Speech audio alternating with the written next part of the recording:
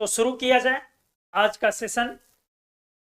Topic है अपना बड़ा unique, metallic bond and metal के क्रिस्टल स्ट्रक्चर्स।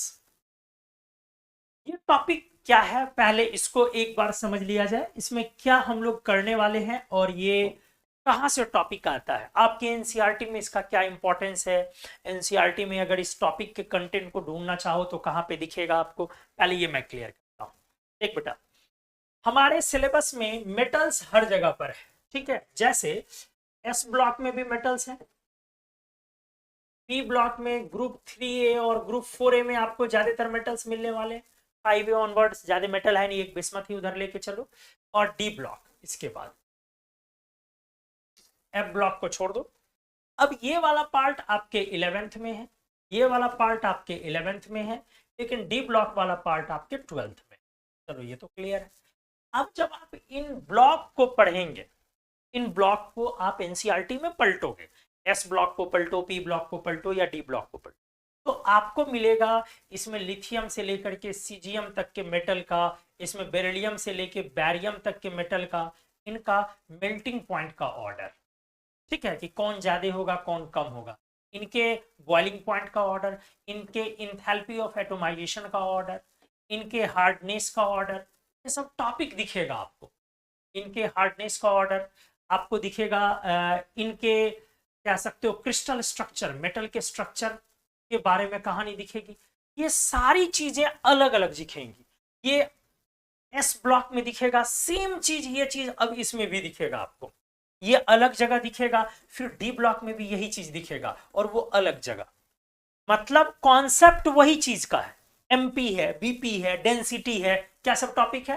एमपी है, देखो ठीक से मैं क्या लिख रहा हूं, इससे रिलेटेड प्रॉपर्टीज जो आपको अलग अलग ब्लॉक में पढ़ने होंगे, वो क्या होगा, MP BP, enthalpy of atomization या सब्लिमेशन, और क्या होगा इससे जुड़ा हुआ आपको, density of metal, crystal structure, hardness, समझ रहे हो ना। तो इट ये सब चीजें आपको पढ़नी है। ये सारी चीजें आपके एनसीईआरटी में अलग अलग जगह पर है, कुछ 11th में है, कुछ 12th में, लेकिन ये सब चीजें पढ़नी है। इन सब चीजों को समझने के लिए, जानने के लिए आपको मेटेलिक बॉन्ड समझना है। जब एक बार आप मेटेलिक बॉन्ड सही तरीके से सीख जाते हैं तो इनके जो ऑर्डर है, ये सब चीजों को लगाने में सहूलियत होगी। और आपके कंपटीशन में मेटेलिक बॉन्ड से भी क्वेश्चन आते हैं, आपके कंपटीशन में हार्डनेस से भी क्वेश्चन आते हैं, स्ट्रक्चर पर क्वेश्चन आते हैं, एमपी बीपी पर बहुत फ्रीक्वेंट आते हैं, हीट ऑफ एटोमाइजेशन पे आते हैं, डेंसिटी पे बहुत फ्रीक्वेंट क्वेश्चन आते हैं कंपटीशन में। आप जब बोर्ड के एग्जाम के नजरिए से अगर इसी चीज को सोचोगे तो आप ये सारी चीजें बस डी ब्लॉक में करोगे, क्योंकि बोर्ड आप में आप 12th वाला कंटेंट पकड़ते हो, तो उस समय डी ब्लॉक। तो आप समझ लेना कि उस समय में, जिस समय मैं लिख दूंगा 12th वाला एनसीईआरटी या 12th कंटेंट सिलेबस में लिख दूंगा वहां पे, मतलब अब आपको बोर्ड वाला एरिया वहां स्टार्ट हो जाएगा। तो पहले आपको मेटेलिक बॉन्डिंग सीखनी है। मेटेलिक बॉन्डिंग जब आप एक बार सीख ले तो इन सब चीजों को समझना आपके लिए दोस्त काफी ज्यादा आसान हो जाएगा। तो इसलिए हम लोगों ने टॉपिक ये लगाया। दूसरी बात, क्या मेटेलिक बॉन्डिंग आपके सिलेबस में पढ़ना है कि नहीं, बिल्कुल पढ़ना। मेटेलिक बॉन्डिंग पढ़ना आपके केमिकल बॉन्डिंग टॉपिक के, केमिकल बॉन्डिंग टॉपिक के अंदर जब जाओगे तो आपको क्या क्या सब बॉन्ड पढ़ने हैं मैं बता देता हूं। यहां से आपको आयोनिक बॉन्ड पढ़ने हैं, आपने नाम सुना भी है, बिल्कुल सर। आपने और क्या पढ़ना बेटा, आपने कोवेलेंट बॉन्ड पढ़ना है, आपने हाइड्रोजन बॉन्ड पढ़ना है, आपने वेंडरवॉल फोर्सेस जानना है, वेंडरवॉल फोर्सेस आपको जानना है, आपको मेटेलिक बॉन्ड जानना, ये सारे बॉन्ड्स आपको जानने हैं, ठीक है। ये केमिकल बॉन्डिंग में, लेकिन इसके एप्लीकेशन को जब आप जाने तो फिर ब्लॉक में आपको जाना। तो चलिए आज का हम लोग अपना टॉपिक स्टार्ट करते हैं। क्या, मेटेलिक बॉन्डिंग और क्रिस्टल स्ट्रक्चर के बारे में हम लोग पढ़ना स्टार्ट करते हैं। ये क्रिस्टल स्ट्रक्चर वर्ड क्या है, पढ़ना स्टार्ट करेंगे तो खुद ब खुद क्लियर हो जाएगा। बस आपको वीडियो पर कंप्लीटली बने रहना है, अच्छे से सीखना है, बहुत मजा आएगा, बहुत सारी चीजें सीखने को मिलेंगी और कंपटीशन में फिर आपका कोई क्वेश्चन ला के अगर आपके सामने किसी भी तरीके से ट्विस्ट करके रख दे इस टॉपिक से, आप फोड़ डालेंगे। एक अलग कॉन्फिडेंस लेवल होगा आपका। आप बेसिकली आप पढ़ ही नहीं रहे 11th, या 11th और 12th दोनों के कंटेंट मिले हुए हैं। आप चाहते हैं कि 12th नहीं पढ़े, सिर्फ 11th को मैं कंप्लीट करूं, तो आपको टी ब्लॉक के एप्लीकेशन को छोड़ देने। लेकिन यकीन मानिए जब आप 12th में को एनसीईआरटी को जब एक साथ काफी लंबे मंथ्स के बाद 3 महीने 4 महीने या 5 महीने के बाद आप डी ब्लॉक जब पढ़ने जाए, आप यकीन मानिए यहाँ की सारी चीजें तब तक भूल चुके होंगे, आप कनेक्ट नहीं कर पाएंगे। तो इनऑर्गेनिक केमिस्ट्री आसान हो जाती है उस वक्त जिस समय आप कनेक्ट करना उसको सीखते हैं, और इनऑर्गेनिक केमिस्ट्री मुश्किल होती है उस वक्त जिस समय आप उसको आइसोलेट करते हैं। एक दूसरे से कनेक्टिविटी स्टैब्लिश करने के बजाय आप चीजों को अलग अलग निकाल के पढ़ते हैं, उस समय वो डिफिकल्ट हो जाता है।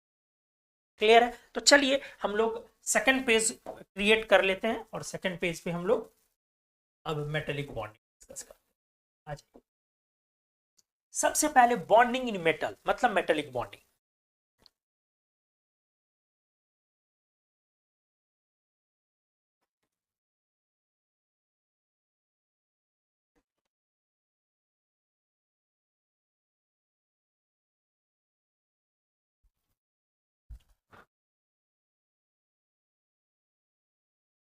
देखिए अच्छे से, टॉपिक है अपना बॉन्डिंग इन मेटल्स। इसी से हम प्रॉपर्टीज ऑफ मेटल्स को एक्सप्लोर करेंगे। ठीक है, मेटल में बॉन्डिंग। मान लीजिए कि आपके पास सामने में जो ये पेन है दिख रहा है, मान लीजिए कि ये कोई मेटल का रॉड है, मेटल का रॉड है मान लीजिए, तो इसके अंदर की बॉन्डिंग कैसे होगी? ठीक है, मैं क्लियर करता हूं। आपके पास दो तरह के एलिमेंट्स हैं, बड़ा आराम से सीखिए।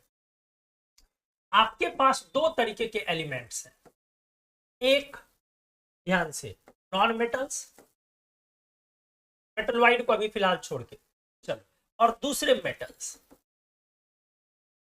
अब इसमें atoms held by which force या विच बॉन्ड्स इन एलिमेंटल स्टेट, और यही सवाल सेम वहां भी है। अच्छे से बेटा सीखिए, यही सवाल मेरा सेम यहां भी है। क्या? Atoms held by which bonds in elemental.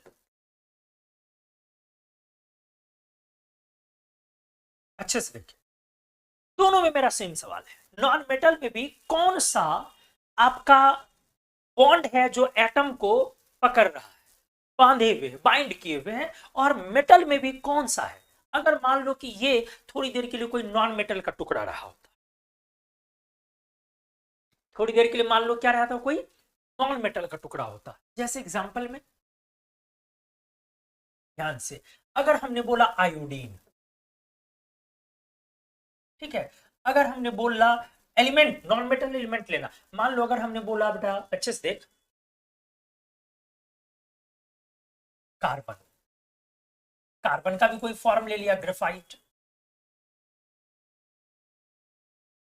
अगर हमने बोला, अच्छे से सीखोगे, अगर हमने बोला कोई जेनॉन, नॉन मेटल हमने ले लिया। अगर हमने बोला कुछ और ले लो, लाइक सल्फर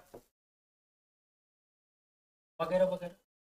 और इसके तरफ यही चीजें मैं बोल रहा हूं, कोई भी मेटल ले लो, सोडियम, कोई भी मेटल ले लो, लाइक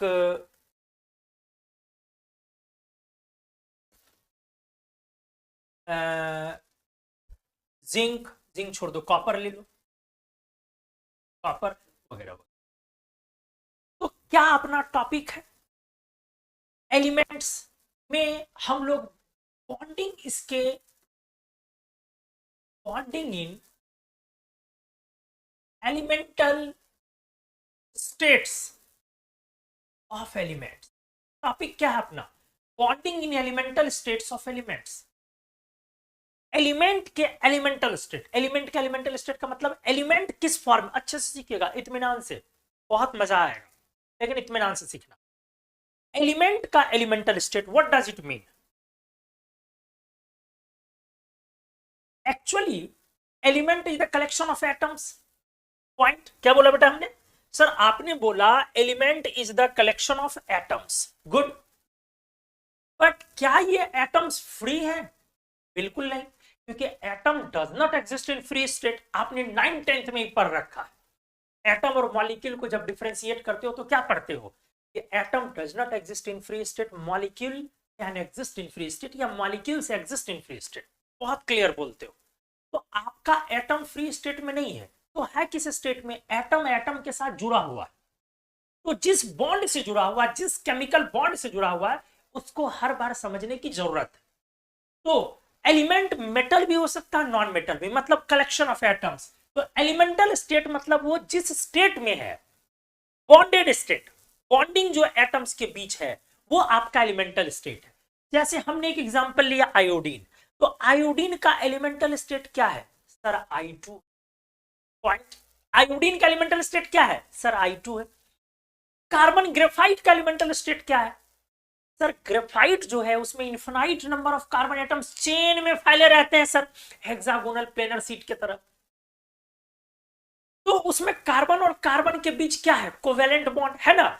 आयोडीन I2 है एलिमेंटल स्टेट, तो आयोडीन में I और I के बीच क्या है? Sir covalent bond. Xenon, sir xenon तो किसी से रिएक्ट ही नहीं करेगा, इनर्ट गैस है, वो नोबल गैस है, इसीलिए जेनॉन फ्री एटम्स होंगे। जेनॉन फ्री एटम्स होंगे, वो कहीं कंबाइन नहीं करेगा। हाँ, एक वेंडरवॉल फोर्स से वो बंधा रहेगा। समझने की जरूरत है, मैं समझाऊंगा। सल्फर, सल्फर के भी मॉलिक्यूल होते हैं। तो मैं अगले पेज में आके पहले इन लोगों को एक्सप्लेन करता हूं, नॉन मेटल का एलिमेंटल स्टेट, फिर मेटल के एलिमेंटल स्टेट को आप अच्छे से समझ पाएंगे। जरा ध्यान दे, मैं अगले पेज में आ रहा हूं नॉन मेटल के एलिमेंटल स्टेट पर, प्लीज ध्यान से। हमने बोला कि मैं इस पेज में लिख रहा हूं elemental bonding, bonding in elemental forms, लेकिन किसका? सर नॉन मेटल्स का। अच्छे से बेटा जी देखिएगा अच्छे से। जैसे हमने पहला ले लिया, क्या एग्जांपल लेके दिखाया आपको? आयोडीन। तो आयोडीन में इसका एलिमेंटल फॉर्म है एग्जिस्ट एज I2। किस फॉर्म के रूप में रहेगा? सर I2 के फॉर्म में। तो I2 में I सिंगल बॉन्ड I है रे। I2 में क्या है? Sir I single bond I। तो कौन सा बॉन्ड है यहां? सर कोवेलेंट बॉन्ड है। कौन सा बॉन्ड है? सर कोवेलेंट बॉन्ड है। अच्छे से क्लैरिटी से चीजों को देखना है। सेकेंड एग्जांपल हमने जो लिया आयोडीन के बाद, हमने लिया था शायद, क्या लिया था बेटा? मैं यहां देख रहा हूं। आयोडीन के बाद सेकेंड एग्जांपल लिया था हमने कार्बन ग्रेफाइट, और थर्ड लिया था जेरो। तो एलिमेंटल स्टेट में एटम को कौन सा बॉन्ड बांधे हुए? तो आप बोलिएगा यहां पर क्या क्या बोलोगे? That is iodine atoms are held by covalent bond. Held by covalent bond कहां पे? In elemental state. क्लियर है? एलिमेंटल स्टेट में आयोडीन एटम जो है वो हेल्ड है कोवेलेंट बॉन्ड से। यही तो समझना है कि एलिमेंटल स्टेट में एटम किस बॉन्ड से, किस फोर्स से बंधे हुए। सेकंड नंबर एग्जांपल हमने लिया है कार्बन, लेकिन कार्बन का एक स्पेशल हमने ले लिया कैटेगरी ग्रेफाइट। तो अब आप बोलोगे कि सर ग्रेफाइट को अपने को पता है 9 10 से, ग्रेफाइट में ऐसा होता है सर। देखना बेटा, आपको अच्छे से पता होगा ग्रेफाइट में ऐसी कहानी होती है, हेक्सागोनल प्लेनर शीट स्ट्रक्चर। आपको अच्छे से पता होगा, ठीक है? क्या बोलते हैं उसको? Hexagonal planar sheet structure. Planar sheet structure अच्छे से। तो आप एक बार फिर से क्या देख रहे हैं, इसको थोड़ा सा मैं कलर कर देता हूं।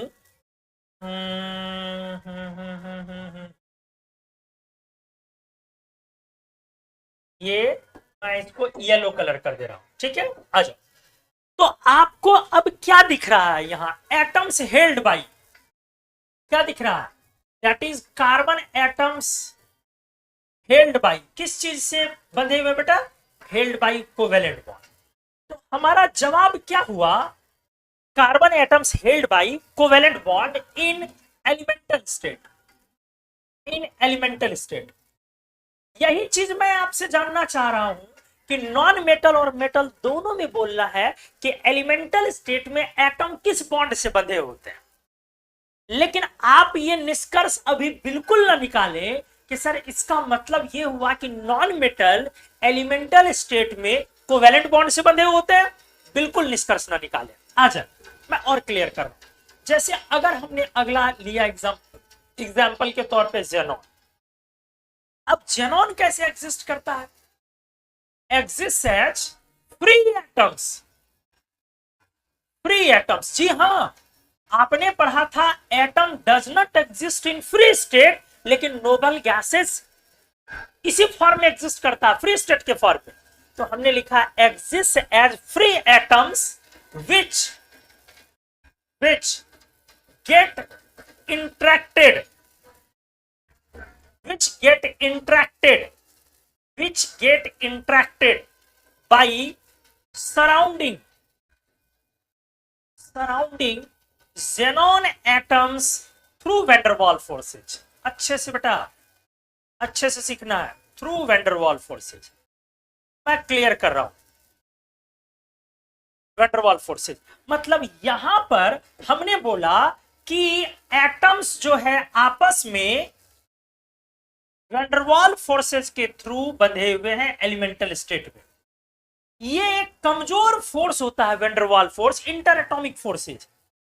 ये जेनॉन एटम ढेर सारे जेनॉन, एक जबरदस्ती का चार्ज क्रिएट होता है। अभी इसको आसानी से समझना नहीं जा सकता है, थोड़ी मुश्किल होगी आपको। इलेक्ट्रॉन इधर शिफ्ट कर गया और न्यूक्लियस इधर आ गया, इलेक्ट्रॉन इधर शिफ्ट कर गया और न्यूक्लियस इधर, और इस पर डेल्टा प्लस और इस पर डेल्टा माइनस, और यही जो अट्रैक्शन है इसी को हम बोलते हैं वैन डर वाल फोर्स। मैं फिर से समझा रहा हूं, वैन डर वाल फोर्स एक कूलम्बिक फोर्स है जो चार्ज की वजह से आता है। लेकिन ये चार्ज अपीयर कैसे होता है?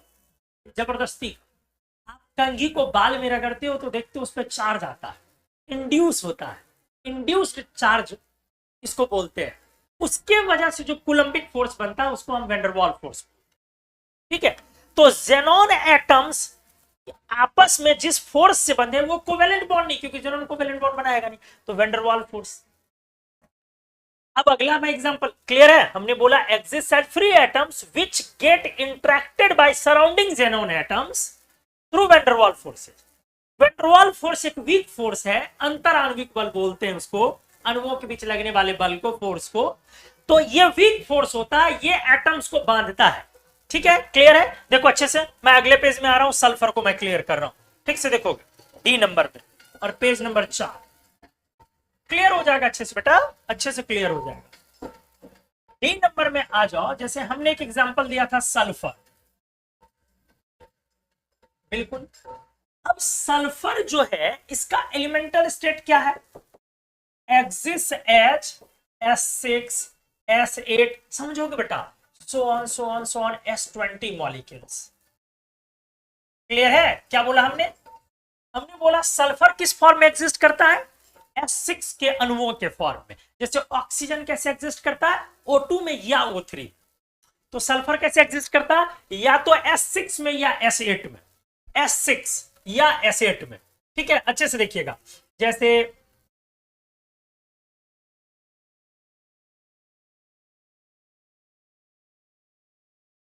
ये देखिए कितना हुआ, 3, सॉरी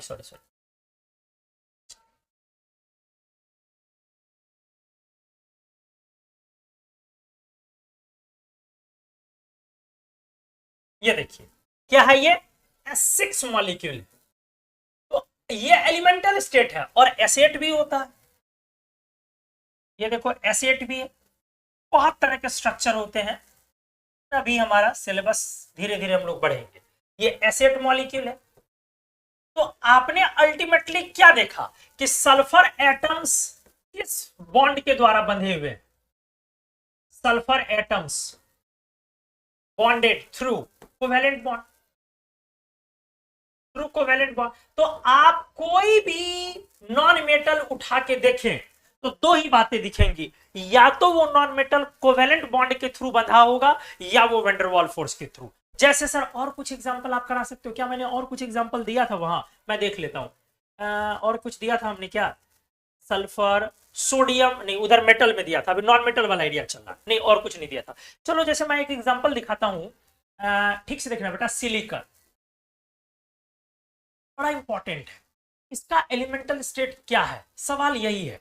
इसके एलिमेंटल स्टेट में कैसे सिलिकॉन एटम बंधा हुआ है, एलिमेंटल स्टेट को सीखना चाहते हैं। तो इसमें सिलिकॉन 4A ग्रुप का एलिमेंट है ना बेटा? किस ग्रुप का? 4A ग्रुप का। जैसे कार्बन है 4A ग्रुप एलिमेंट है, तो ये भी 4 बॉन्ड बनाएगा कार्बन के तरह। तो हर एक सिलिकॉन 4 सिलिकॉन से जुड़ा होता है। एलिमेंटल स्टेट इसका यही है।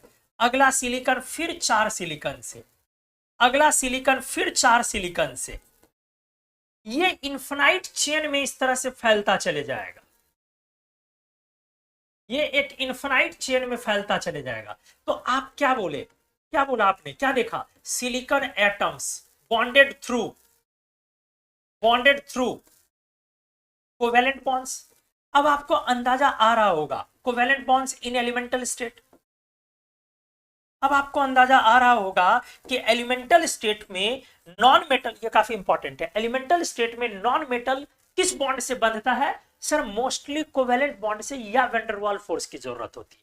वेंडरवॉल फोर्स की जरूरत में और देख सकते हो, वेंडरवॉल फोर्स की जरूरत में और देख सकते हो। जैसे आ जाओ, मैं वेंडरवॉल फोर्स की जरूरत में दिखाता हूं। ये ई नंबर था, शायद शायद शायद शायद डीई, एफ लेता हूं, ठीक से देखो एफ। अब अगर मैंने एक बार फिर से बोल दिया बेटा, बता क्रिप्टॉन, क्रिप्टॉन का एलिमेंटल, तो एक बार फिर से बोलोगे कि यहां क्या है? फ्री एटम्स, नोबल गैस हो गया ना। तो free atoms bonded through Van der Waals forces, clear हो गया? Bonded through Van der Waals forces, clear हो गया ना जी? जब कोवेलेंट बॉन्ड ये नहीं बना पाया है वेंडरवॉल फोर्सेज, और ये वेंडरवॉल फोर्सेज काफी वीक होते हैं, लगा सकते हो यहां पे वीक होते हैं। अच्छे से देखते जाइएगा। तो यहां भी वही चीज हो गया, ये क्रिप्टॉन एटम है, ये क्रिप्टॉन एटम है, ढेर सारे क्रिप्टॉन एटम्स हैं चारों तरफ, और आपस में कौन से फोर्स काम कर रहे हैं? ये कोवेलेंट बॉन्ड नहीं बना पाया, तो किस फोर्स के थ्रू ये बना हुआ है? सर वेंडरवॉल फोर्स के थ्रू। क्या दिखाया हमने? सर आपने ये दिखाया वेंडरवॉल फोर्स आपस में एक दूसरे पर ऑपरेट कर रहे हैं। Van der Waals force V dot F, V dot F, V dot F, ठीक है, Van der Waals force V dot F, clear है? वेंडरवॉल फोर्स के थ्रू है। तो आपका अब कोई भी नॉन मेटल इस तरह से उठा करके देखो, आप थोड़ा थोड़ा आइडिया आ रहा होगा। नेक्स्ट मान लो बोरॉन लिया दोस्त हमने, फिर ये इंपॉर्टेंट है, बोरॉन में कैसे होता है? क्योंकि नॉन मेटल देखो ऐसे ऐसे है, नॉन मेटल को देखो, बोरॉन, एल्यूमिनियम, गैलियम, इंडियम, अच्छे से एकदम नजरें जमाए रखें। Carbon, silicon, germanium, tin and lead, nitrogen, phosphorus, arsenic, antimony and bismuth. इधर ले लो oxygen, sulphur, selenium, tellurium and polonium. इधर ले लो fluorine, chlorine, bromine, iodine, astatine. इधर ले लो helium, neon, argon, krypton, xenon, radon, ले लिया। और आप इसमें ये देखो कि आपका नॉन मेटल किधर है, तो ये मेटल वाइड वाला एरिया है, क्लियर है? ये क्या है आपका? मेटल वाइड है, जी हाँ यार, वाइड सही है, ठीक है। तो इसके बाहर दाएं तरफ जो है वो नॉन मेटल्स है, इधर वाला एरिया नॉन मेटल्स है, ये सारा क्या है? Non metals.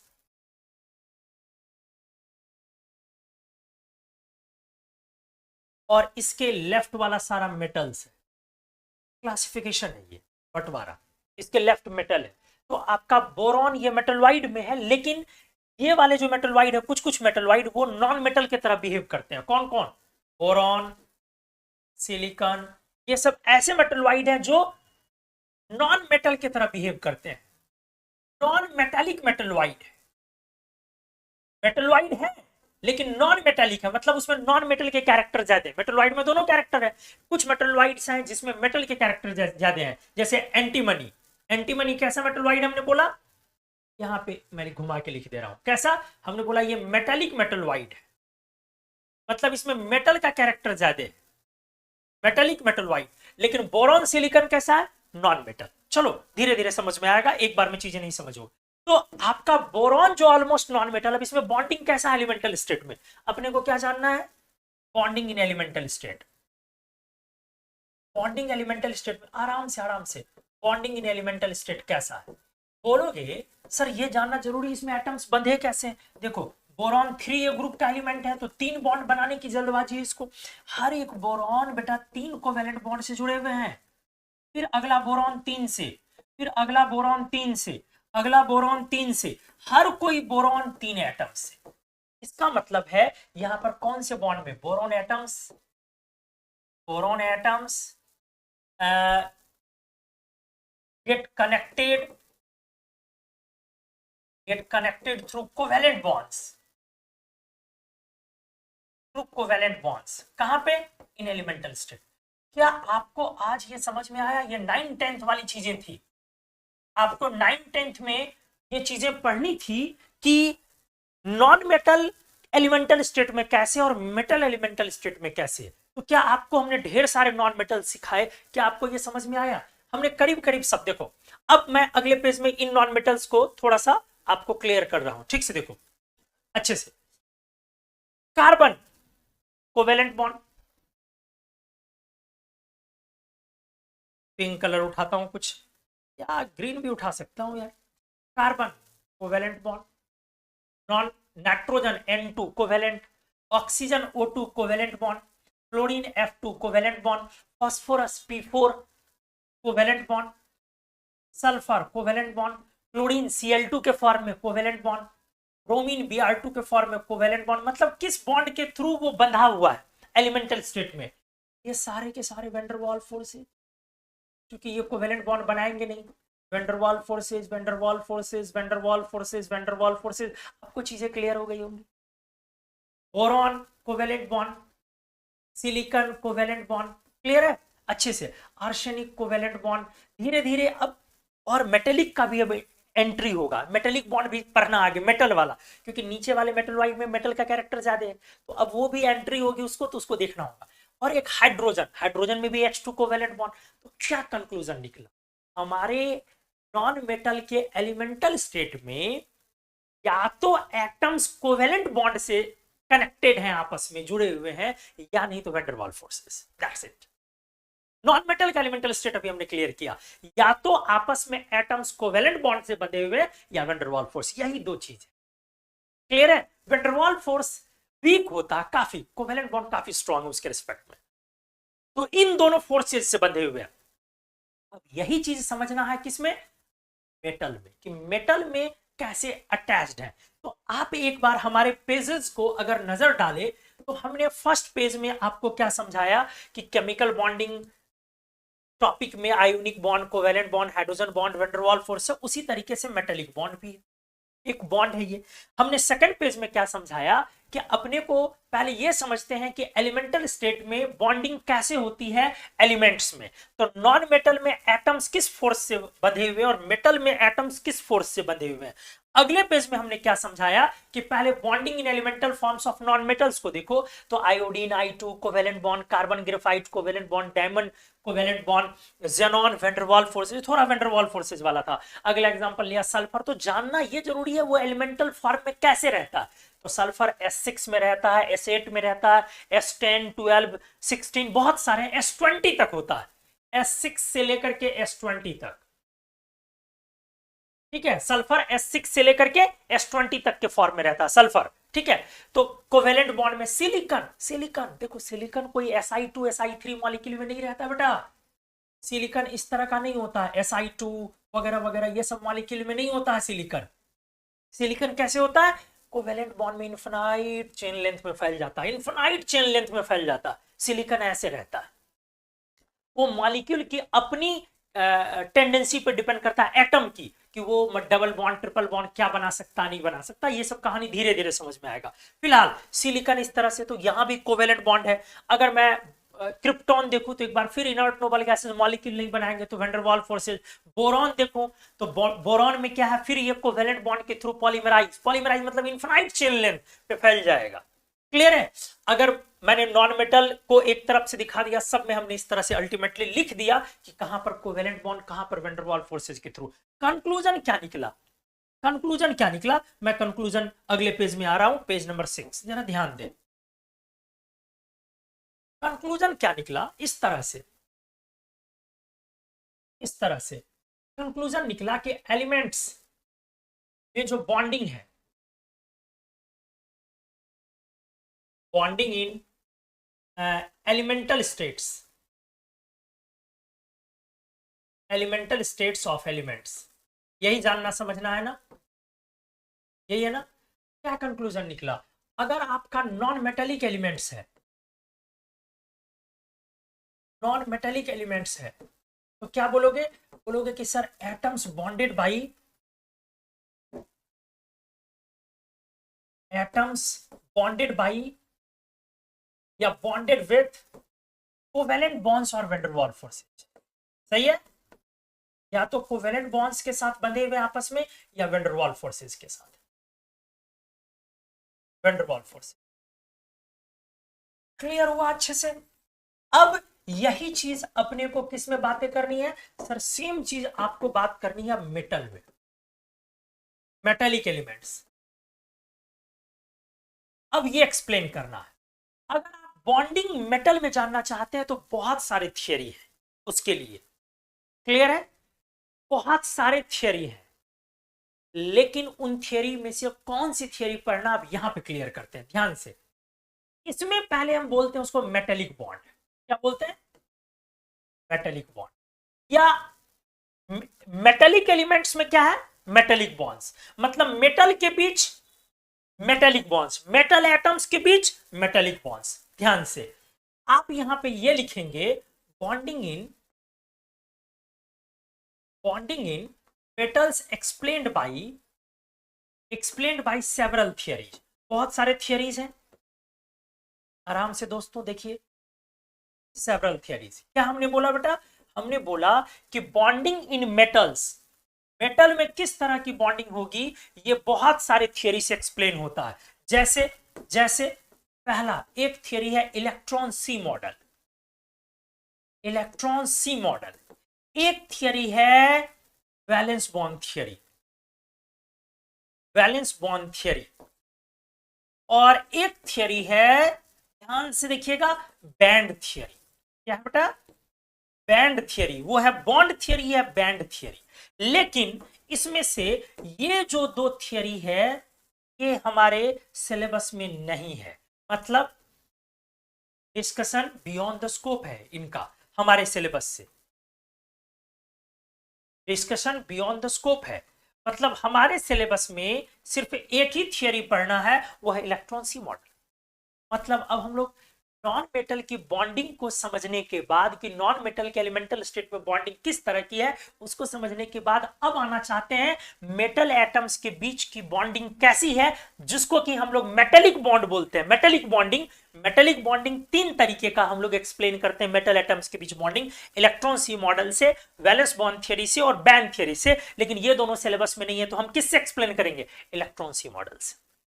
तो आप अभी तक के पेजेस में अब ये बताएं आपका नॉन मेटल वाला स्टेट, एलिमेंटल स्टेट क्लियर हुआ अच्छे से या नहीं। और अब आप इलेक्ट्रॉन सी मॉडल देखने जा रहे हैं। आप यहां तक आपको अगर कोई डाउट है तो उसको पूछ भी लोगे और बताओगे एकदम क्लियर कि हाँ सर अच्छे से समझ में आ चुकी है।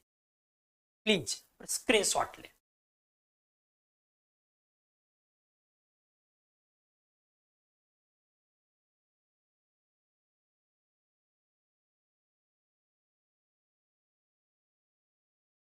हम लोग अब electron sea model, metallic bonding का इलेक्ट्रॉन सी मॉडल अब हम लोग पढ़ने जा आ जाइए।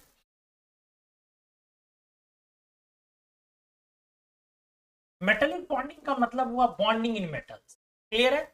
लेकिन उसके तीन तीन मॉडल है, valence bond theory, band theory जिसको मॉलिक्यूलर और वाइटल थियरी भी बोला जाता है, और एक इलेक्ट्रॉन सी मॉडल। तो हम लोग मेटेलिक बॉन्डिंग पढ़ने वाले हैं इलेक्ट्रॉन सी मॉडल। या इलेक्ट्रॉन गैस मॉडल भी बोला जाता है।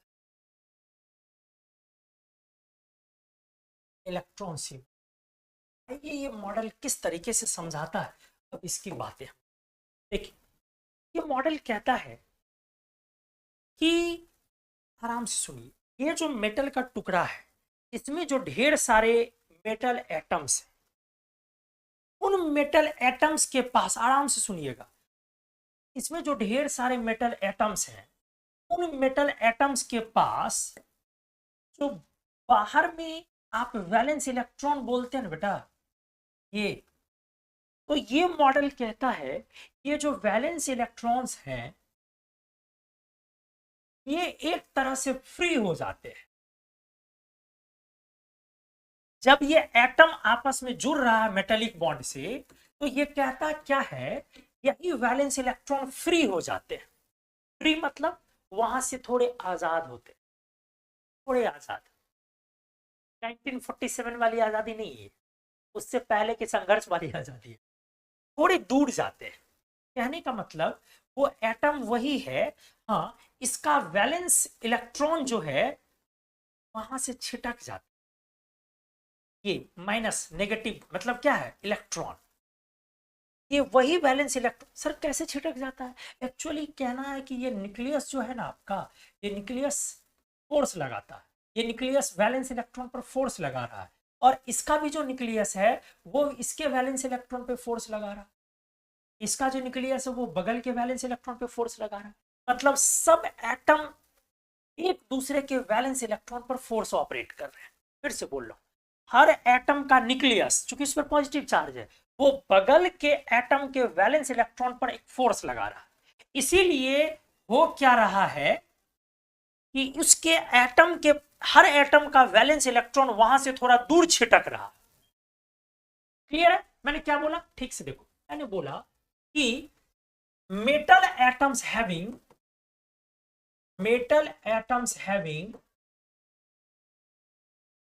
loosely bonded valence electron,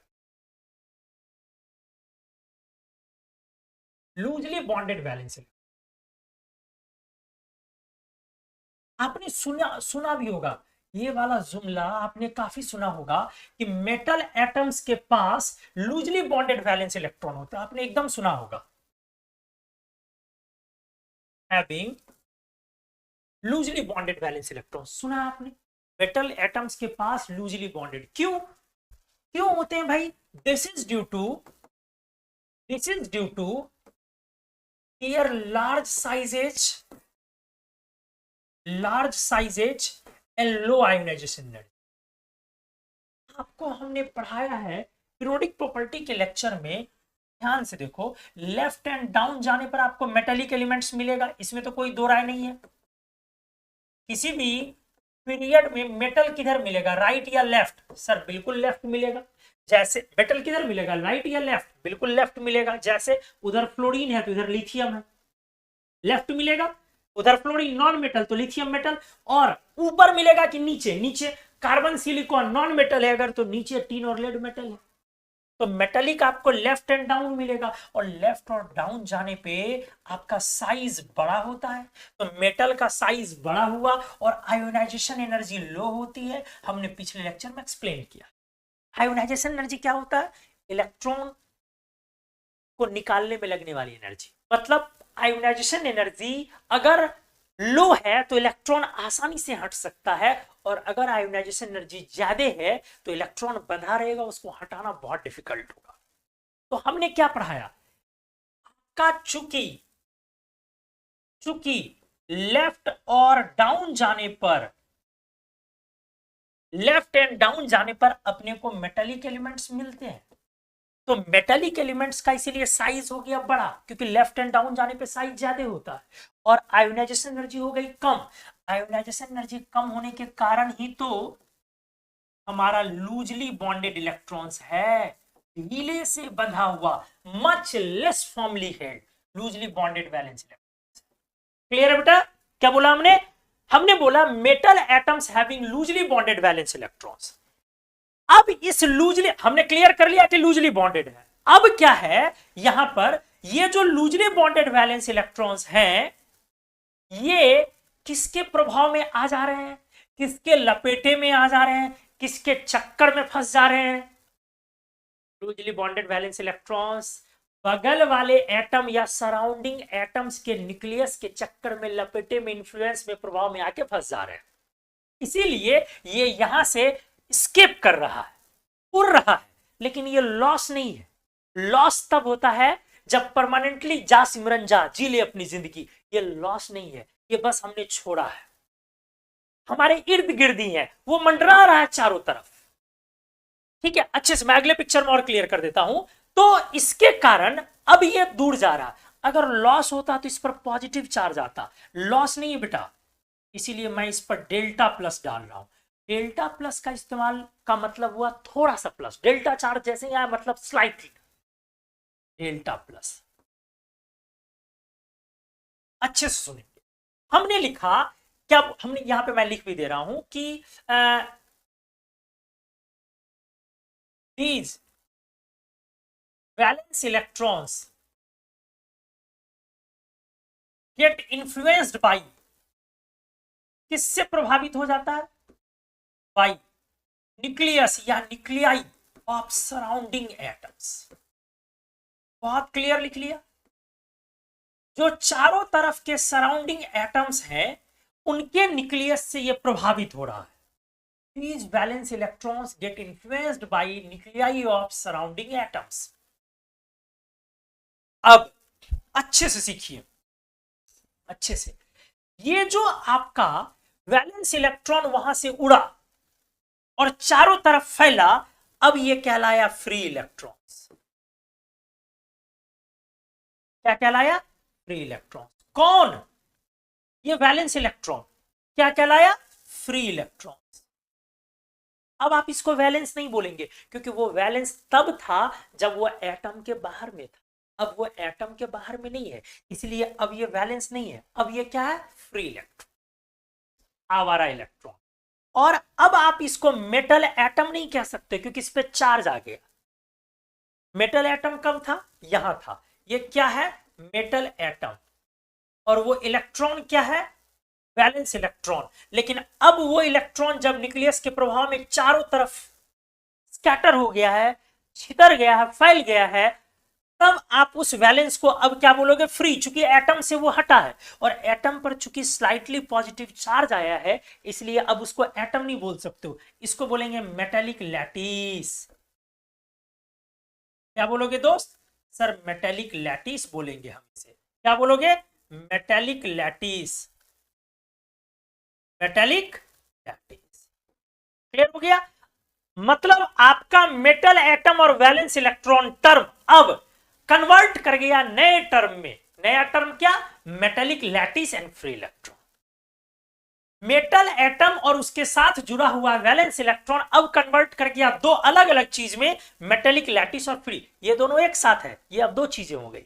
अगले पेज में आके मैं दिखा रहा हूं, पेज नंबर 8, जरा ध्यान दे। हमने क्या बोला बेटा? हमने बोला आपका ये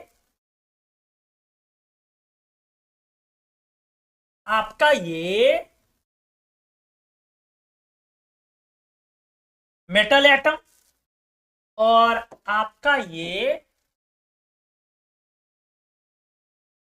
वैलेंस इलेक्ट्रॉन और ये न्यूक्लियस। हमने क्या बोला?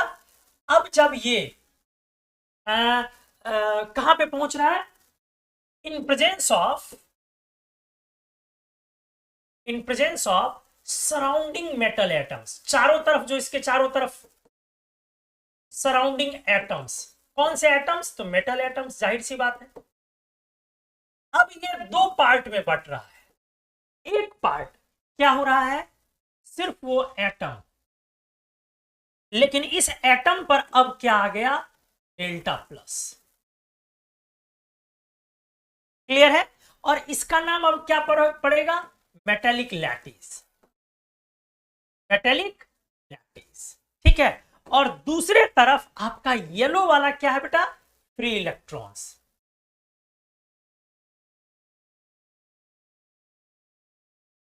अब ये वाला, ये क्या है?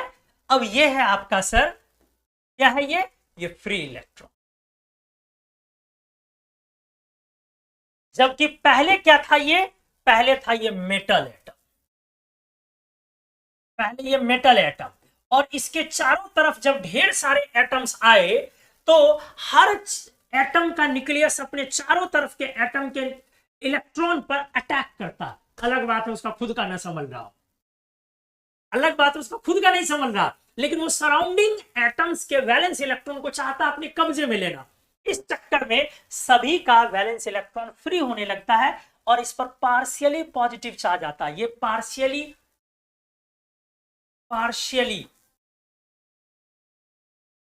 Positive charged. क्लियर है? कौन? ये लैटिस। अब आ जाओ, अब क्या है, अब कहानी वहां से आगे बढ़ा रहा हूं। पहले तो ये बड़ा मजेदार है, ये क्लियर हुआ होगा आपको कि कैसे मेटल एटम लैटिस और फ्री इलेक्ट्रॉन बना। बहुत पैसेंस के साथ हमने इसको समझाया। अब मैं क्लियर कर रहा हूं क्या, नाउ ध्यान से। अब कहानी क्या है, ये आपके लैटिसेज है, ये मान लो आपको लैटिसेज,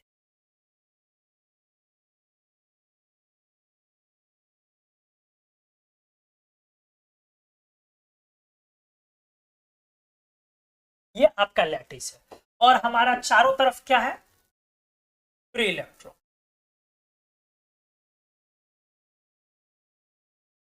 चारों तरफ क्या है, फ्री इलेक्ट्रॉन।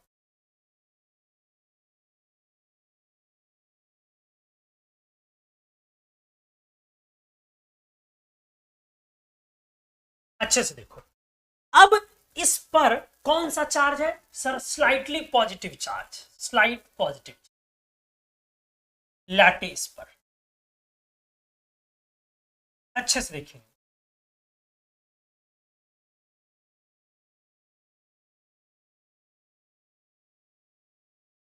ठीक है, यहां पे एक और दिखा देता हूं मैं, आराम से अच्छे से देखो। अब क्या कहानी है, ये लैटिस पर जो पॉजिटिव चार्ज है इसके कारण ये फ्री इलेक्ट्रॉन को अपने तरफ अभी भी खींचेगा, क्योंकि वो उसी का इलेक्ट्रॉन है, तो कब्जा जमाना चाहेगा वो।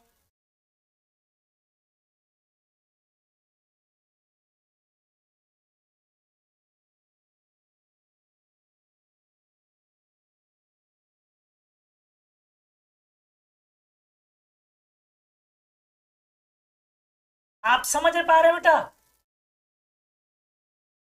हर कोई लैटिस चाहता है कि हमारे चारों तरफ जो फ्री इलेक्ट्रॉन्स हैं उसको मैं बांधू, खींचूं आराम से। हमने क्या लिखा, free electrons, free electrons get coulombically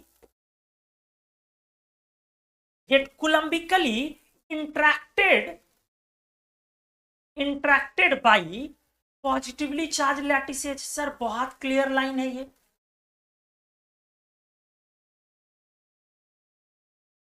positively charge लैटिसेज, बहुत क्लियर लाइन है सर। ये क्या लिखा हमने सर, आपने लिखा कि जो फ्री इलेक्ट्रॉन्स है वो कुलम्बिकली बांधा जाएगा, इंट्रैक्ट किया जाएगा, किसके थ्रू, पॉजिटिवली चार्ज लैटिसेज।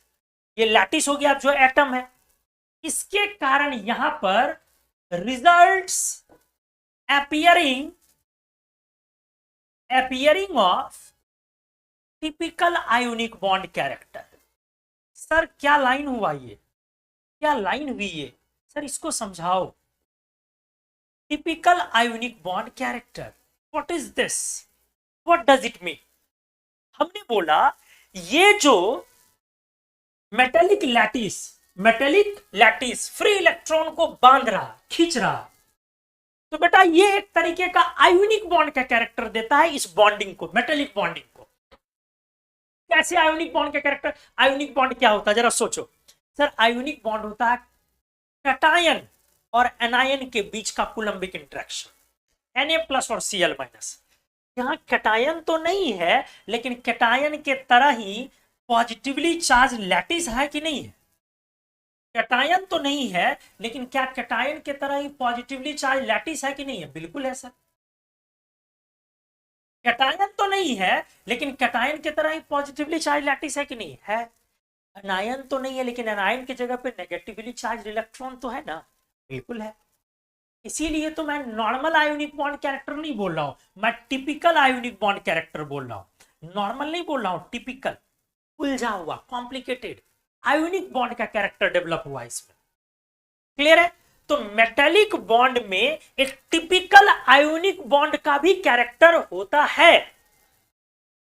अब आ जाओ, ध्यान से सुनो। मतलब मेटेलिक लैटिस और फ्री इलेक्ट्रॉन्स के बीच कुलंबिक इंटरेक्शन है, उसी को बांधने में लगे। मतलब देखने में बड़ा सिंपल लग रहा है कि सर एल्यूमिनियम का ये रॉड है, उसके अंदर एल्यूमिनियम के एटम्स पर पॉजिटिवली चार्ज है, वो भी पार्शियल थोड़ा सा, और उसके फ्री इलेक्ट्रॉन्स, उसके वैलेंस इलेक्ट्रॉन्स चारों तरफ आवारागी कर रहे हैं, फैले हुए, और उसी को सारे एटम्स चाह रहा है कि मैं बांधू तो मैं बांधू।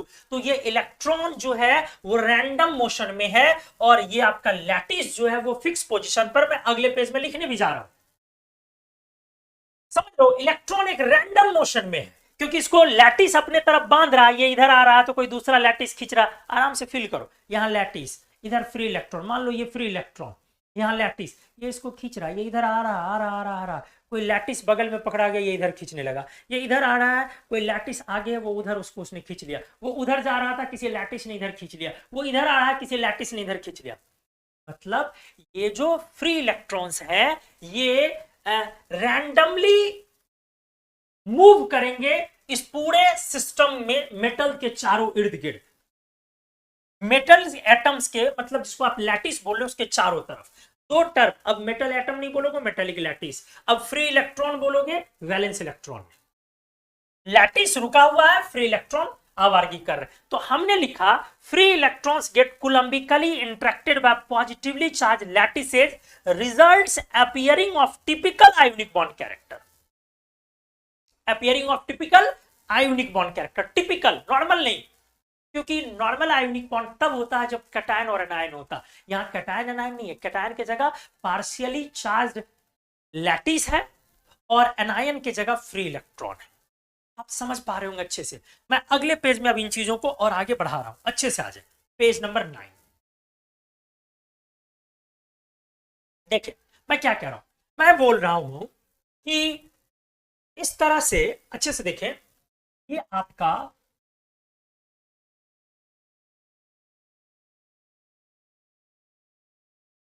ये आपका मेटल एटम है। चलो एक कलर से अब मैं दिखा दे रहा हूं, ये हमारा फ्री इलेक्ट्रॉन है, पॉजिटिवली चार्ज है पार्शियली,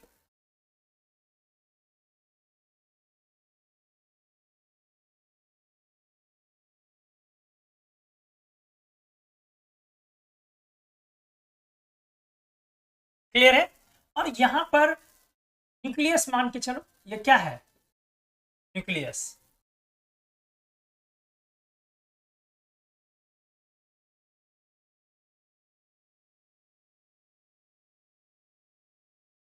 ठीक है, ये मेटल एटम। आ जाओ, ये कुलंबिक कुलंबिक फोर्स है, एफसी कुलंबिक फोर्स। इस कुलंबिक फोर्स के कारण लैटिस क्लोज आएगा। नहीं होता कि किसी चीज को आप भी खींच रहे हो, सामने से भी कोई खींच रहा, तो आप दोनों क्लोज आ गए। तो ये मेटल लैटिस भी फ्री इलेक्ट्रॉन को खींच रहा है, और इधर से भी कोई मेटल लैटिस फ्री इलेक्ट्रॉन को खींच रहा है। इस चक्कर में दोनों लैटिस, मतलब दोनों एटम, लैटिस क्या है? एटम, दोनों एटम भी एक दूसरे के क्लोज आया। आप ध्यान से देखो, due to due to excessive closeness of metallic lattices, अब ये करीब आ गए metallic lattices, their valence orbitals their valence orbitals undergo a partial overlap undergo a partial overlap in the presence of in the presence of free electrons. बेटा वो valence electrons ही थे। It results appearing of typical covalent bond character. It results appearing of typical covalent bond character. हाँ जी दोस्तों, दोनों bond का character आ गया। Sir क्या आपने बोला? हमने बोला कि जब ये दोनों लैटिस, एक्चुअली ये तो है तो एटम, मान लो कि कोई एटम है, कोई भी एटम है, ये कॉपर है मान लो, ये भी कॉपर एटम है। अब इसके चारों तरफ तो इसका ऑर्बिटल्स वगैरह है ना बेटा, और उसमें इलेक्ट्रॉन था, लेकिन वो इलेक्ट्रॉन तो अब निकल गया, अब तो वो फ्री इलेक्ट्रॉन बन गया ना। तो ये फ्री इलेक्ट्रॉन आ रहा है जा रहा है, आ रहा है जा रहा है, समझ रहे हो चीजों को? अब दोनों कॉपर एटम जब क्लोज आया तो इनके ऑर्बिटल आपस में ओवरलैपिंग में आ रहे हैं, इनके ऑर्बिटल आपस में ओवरलैपिंग में आ रहे हैं। देखो मैं यहां बना ही, ये आपके एटम के ऑर्बिटल, इस एटम का ऑर्बिटल, ये क्या है एक्चुअली? मेटेलिक लैटिस, ये लैटिस है, ठीक है। वही एटम ये पॉजिटिवली चार्ज है, ये भी क्या है? लैटिस, इस पर डेल्टा प्लस, और फ्री इलेक्ट्रॉन तो चारों तरफ है फैला हुआ, रुका हुआ नहीं है, वो आ रहा है जा रहा है, मूव कर रहा है चारों तरफ। तो हमने बोला कि ये फ्री इलेक्ट्रॉन को बांधने के चक्कर में, फ्री इलेक्ट्रॉन को बांधने के चक्कर में क्लोज आता है, और इनका ऑर्बिटल, क्योंकि वैलेंस इलेक्ट्रॉन कहां था? उसी ऑर्बिटल में, वही तो उड़ गया। फिर से रिपीट कर रहा हूं, मान लो कोई एल्यूमिनियम लेते हो एग्जांपल पे, तो एल्यूमिनियम का वैलेंस क्या है? 3s2 3p1 है ना बेटा। तो जब ये एल्यूमिनियम का लैटिस बनेगा, एल्यूमिनियम का क्या बनेगा? लैटिस। तो अब इस समय में इसका 3 इलेक्ट्रॉन बाहर आएगा, यही क्या बन जाएगा? Free electron. और ये क्या हो गया? लैटिस। ये चारों तरफ मंडराएगा ना, तो इसके पास क्या होगा? वैकेंट, ये ऑर्बिटल खाली हो गया। अब वैकेंट 3p ऑर्बिटल है कि नहीं है? बिल्कुल है, 3s भी है। तो मैं वही कह रहा हूं कि ये दोनों लैटिस जब फ्री इलेक्ट्रॉन को खींचने के चक्कर में करीब आएंगे, तो इनका वैलेंस ऑर्बिटल आपस में ओवरलैप करेगा, मतलब शेयरिंग, और उसमें फ्री इलेक्ट्रॉन आ रहा है जा रहा, आ रहा है जा रहा। मतलब एक नॉर्मल कोवेलेंट बॉन्ड की तरह नहीं है। एक नॉर्मल कोवेलेंट बॉन्ड में क्या होता है? ये एटम और ये एटम के ऑर्बिटल आपस में शेयर करते हैं, और वहां इलेक्ट्रॉन होती है। एक नॉर्मल कोवेलेंट बॉन्ड में क्या होता है? एटम का ऑर्बिटल शेयर किया, और बीच में इलेक्ट्रॉन ऐसे वाइब्रेट करता है, दोनों न्यूक्लियस के बीच में।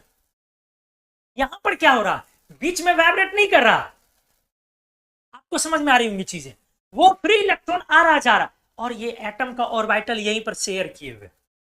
ये भी नॉर्मल नहीं, टिपिकल कॉम्प्लिकेटेड कोवेलेंट बॉन्ड का कैरेक्टर हुआ। जैसे आयोनिक बॉन्ड का भी कैरेक्टर कॉम्प्लिकेटेड हुआ, और कोवेलेंट बॉन्ड का भी कैरेक्टर कॉम्प्लिकेटेड हुआ। क्लियर है? तो हमने वही चीज लिखा कि ड्यू टू, अच्छे से देखो बेटा, अच्छे से क्या लिखा है हमने लिखा, due to excessive closeness of metallic lattices, metallic lattice free electron को बांधने के चक्कर में एक्सेस क्लोज हुआ।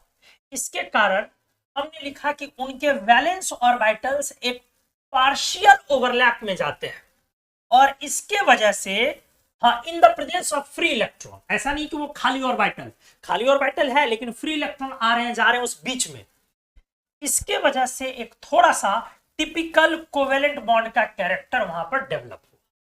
तो ओवरऑल जो मेटालिक बॉन्डिंग हुई हम लोगों की, दोस्त मेरे, जो हमारी मेटालिक बॉन्ड हुई, उस बात को अब समझने की जरूरत है। मेटालिक बॉन्ड में क्या हुआ अब समझा जाए। हुआ ये मेटल एटम, ये मेटल एटम, सही है, फ्री इलेक्ट्रॉन,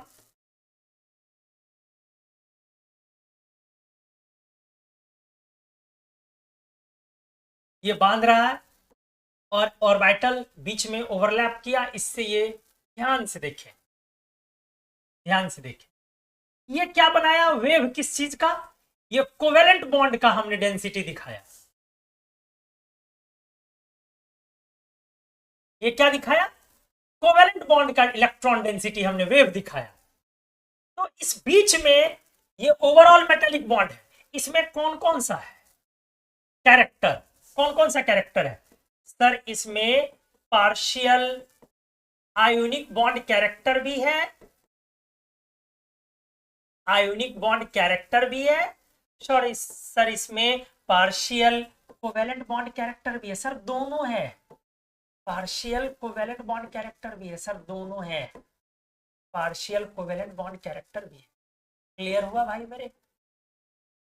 और यही ओवरऑल मेटेलिक बॉन्डिंग, यही ओवरऑल मेटेलिक बॉन्डिंग भी। अच्छे से देखो, मतलब थोड़ा सा आयोनिक बॉन्ड का कैरेक्टर, थोड़ा सा कोवेलेंट बॉन्ड का कैरेक्टर। मेटल एटम नहीं है, मेटल का लैटिस है, और वैलेंस इलेक्ट्रॉन नहीं है, वैलेंस इलेक्ट्रॉन की जगह फ्री इलेक्ट्रॉन्स।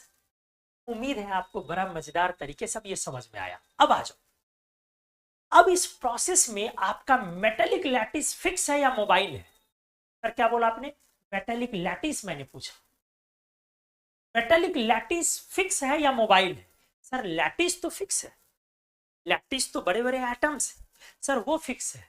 मोबाइल कौन है? सर फ्री इलेक्ट्रॉन्स मोबाइल है। ध्यान से, ध्यान से, metallic lattices are thus fixed and looks दिखता कैसा है? Floating, floating in the sea of electrons. Clear हुआ? The sea of free electrons आपको ऐसा दिखेगा, इसीलिए इस मॉडल का नाम है electron sea model. So model is called, क्या कहलाया बेटा? Electron sea model. देखो कितना मजेदार है, अब आपको समझ में आ गया होगा। आपको दिखेगा कि मेटेलिक लैटिस, और फिर आगे आप किसी भी पेज में जाओ, आप पीछे के पेज को देखो, आपको क्या दिख रहा है? मेटेलिक लैटिस फिक्स है और इलेक्ट्रॉन के सी में, समंदर में वो तैर रहा है, looks floating in the sea of electrons. इसीलिए इस मॉडल का नाम क्या पड़ा? इलेक्ट्रॉन सी मॉडल नाम पड़ा। आपको क्लियर हुआ होगा अच्छे से? ध्यान से देखिए आप। तो हमने लिखा कि metallic lattices are thus fixed and looks floating in the sea of electron, so model is called electron sea model. अब आ जाइए अच्छे से, ध्यान से देखिए। अब बहुत मजेदार डायरेक्शन में हम लोग जा रहे हैं, एकदम पेशेंस के साथ।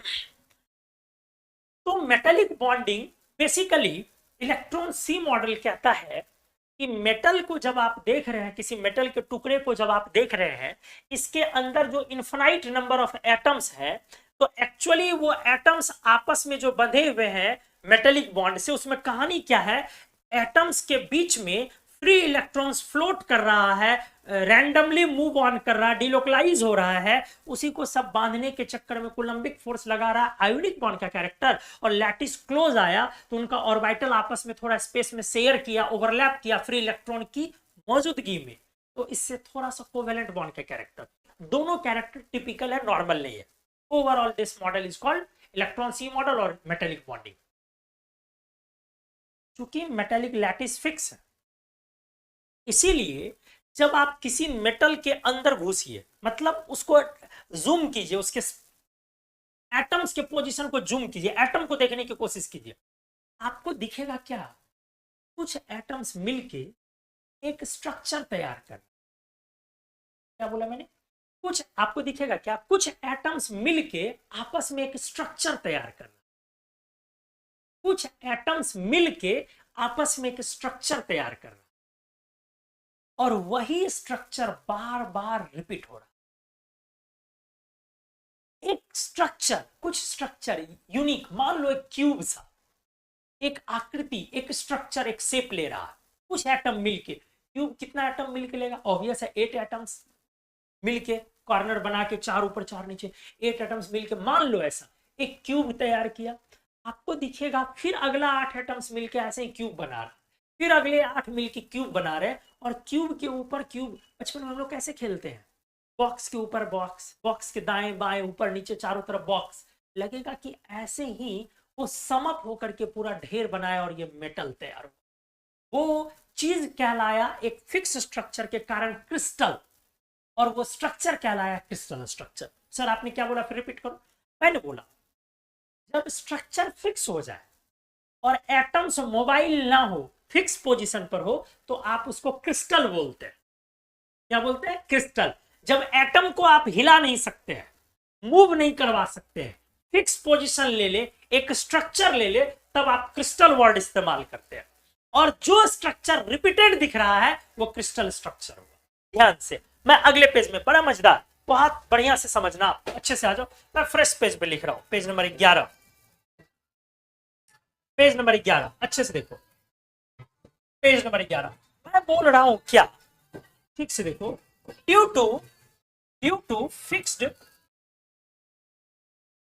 Due to fixed occupying positions due to fixed occupying positions by metallic lattices, यहां से देखोगे, a certain repeated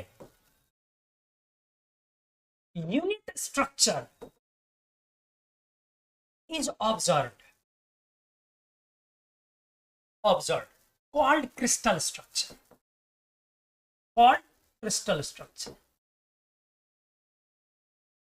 सर एक बार अच्छे से समझा दो एग्जाम्पल के साथ तो मजा आ। बिल्कुल बेटा, छोड़ूंगा थोड़ी ना, अच्छे से समझाऊंगा एग्जाम्पल के साथ। हमने बोला due to fixed occupying positions, चूंकि पोजिशंस फिक्स हो गए, किन के? मेटेलिक लैटिस के, फ्री इलेक्ट्रॉन्स के नहीं। इसके वजह से हमने लिखा है कि एक विशेष certain repeated unit structure, repeated unit structure आपको दिखेगा कि दिख रहा है, आप इसको बोलेंगे क्रिस्टल स्ट्रक्चर। सर इसका एक एग्जांपल लिया जा सकता है। मान लो थोड़ी देर के लिए मैं एक एग्जांपल लेके दिखाता हूं, सोडियम। क्या दिखाता हूं? सोडियम। और समझना चाह रहा हूं इसका क्रिस्टल स्ट्रक्चर कैसा है भाई साहब। क्रिस्टल वर्ड इसलिए आया क्योंकि फिक्स स्ट्रक्चर है, तो क्रिस्टल। ठीक है, आराम से आपको दिखेगा क्या, ठीक से आ जाए तो दिखेगा, कैसा दिखेगा? आ जाओ मैं दिखा।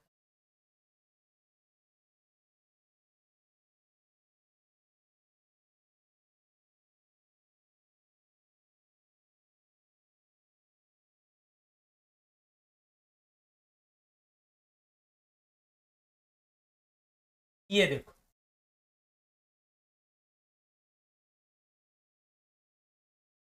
क्या दिखा? सर ये तो क्यूब दिख रहा है। हाँ जी, क्यूब ही मैं दिखा भी रहा हूं, ऐसा आपको दिखेगा। और एक एटम आपको इस क्यूब के बीचों बीच दिखेगा।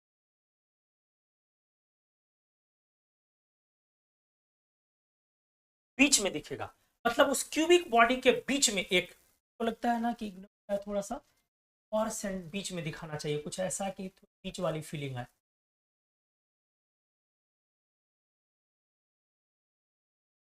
ठीक है, क्यूब के बीच में, ये एकदम कहां पे? At the centre of cube.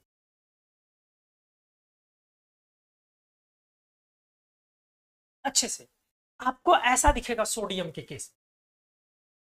मतलब क्या है? क्या है? Atoms atoms get arranged in such a way, arranged in such a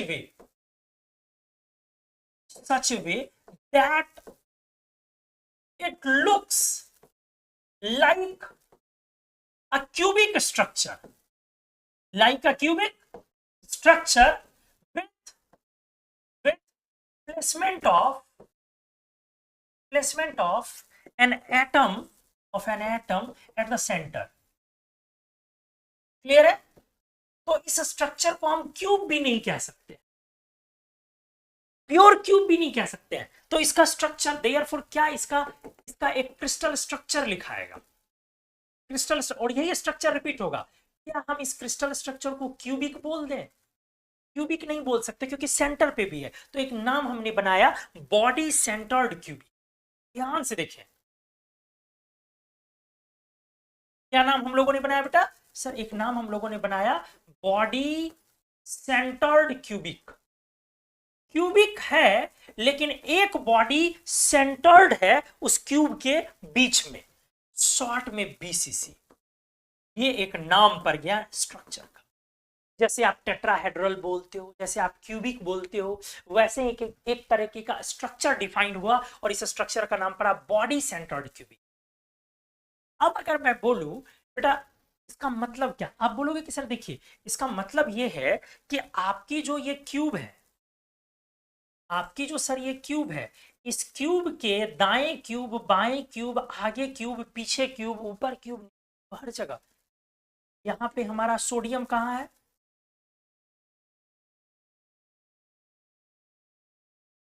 हमसे बहुत अच्छे से समझोगे, बहुत मजेदार है। और एक बीच में। अब मैं पहले बोलूं कि ये बताओ हर एक सोडियम कितने सोडियम से घिरा है? बोलो कि क्या बोला? हर एक सोडियम कितने सोडियम से घिरा? बोलोगे सर ठीक से देख लो ना, क्यूब के बीच में जो है उसी को सर पकड़ लो ना, 8 से।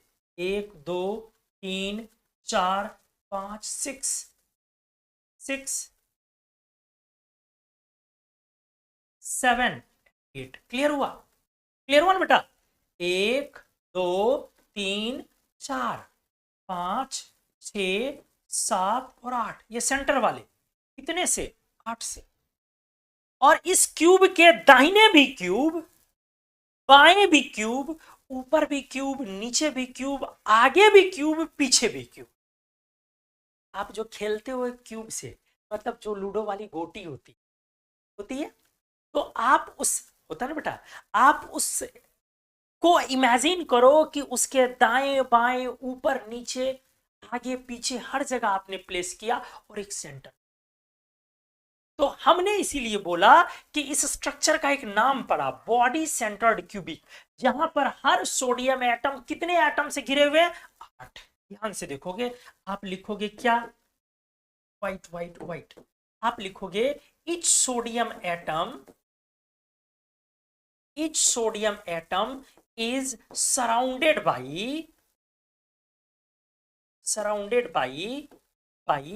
8 sodium atoms। Therefore इसको बोलेंगे कोऑर्डिनेशन नंबर। जितने एटम से घिरा हुआ है इसको बोलेंगे coordination number equals to 8। Clear हुआ? एक नया टर्म। और मैं तो बोलूंगा ये कि आप एक काम करें ना, कि इसको एक पेन के कलर से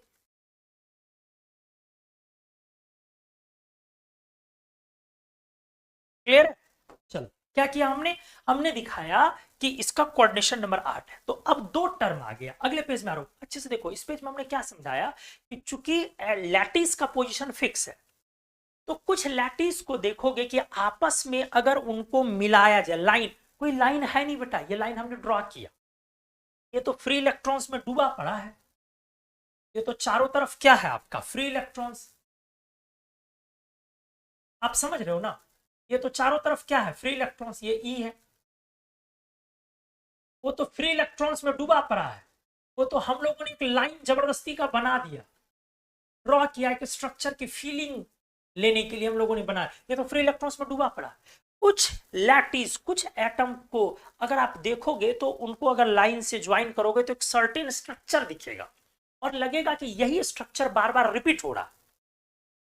क्लियर है? तो सोडियम के केस में यह दिखता है क्यूबिक टाइप का स्ट्रक्चर, और उसमें बीच में सेंटर पर भी, उस क्यूब के सेंटर पर भी एक atom.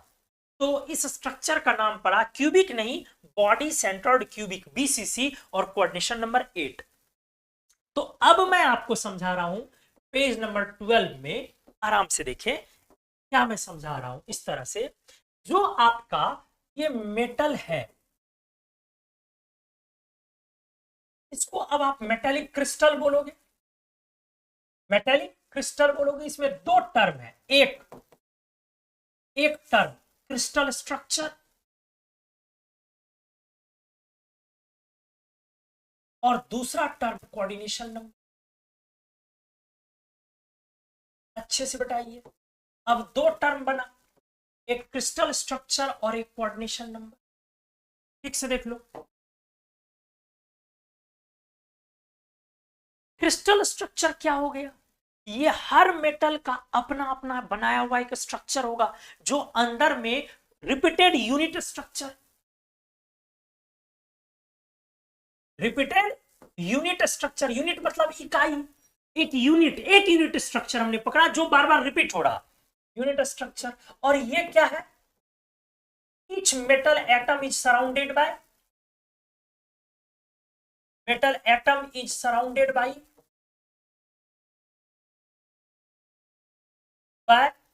some metals, surrounded by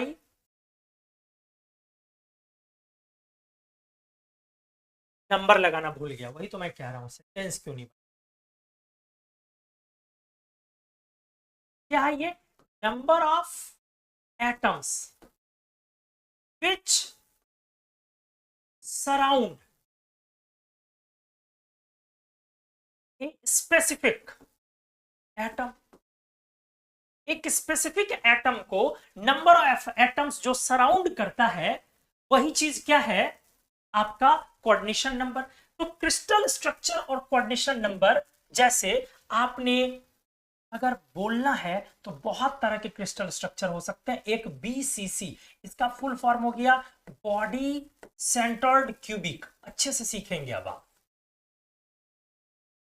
एक दूसरा हो सकता है HCP। अब सबका स्ट्रक्चर अलग अलग होता है, इसकी एक दुनिया है सॉलिड स्टेट, इसकी एक पूरी की पूरी दुनिया है सॉलिड स्टेट, जिसको बहुत डिटेल में आपको पढ़ना होता।